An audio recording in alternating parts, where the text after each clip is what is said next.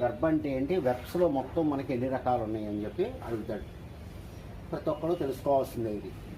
ఏంటి ఈ వెర్బ్ అంటే, వెర్బ్ అనేది సెంటెన్స్ యొక్క యాక్షన్ గురించి మాట్లాడుతుంది.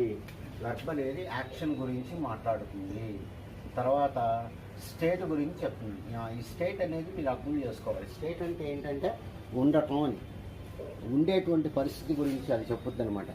అది కాబట్టి సెంటెన్స్లో పని జరుగుతుంటే ఆ పని జరిగేదాన్ని మనం వెర్బ్ అంటాం, లేకపోతే అది ఉండేటువంటి దాన్ని మనం స్టేట్ అని చెప్పి అంటాం. ఈ స్టేట్ అంటే ఏంటో అది చెప్తాను చెప్పి చూడండి.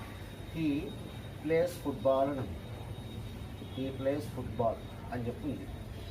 రైట్. ఇప్పుడు చూడండి, ఈ ప్లేస్ అనేది పని గురించి చెప్తా ఉంది. ఆడుతున్నాడు అని, ఆడుతున్నాడు అంటే పనే కదా, ఆడుతున్నాడు అంటే పనే కాబట్టి అది దాన్ని ఏమంటాం మనం, వెర్బ్ అని చెప్పి అంటాం.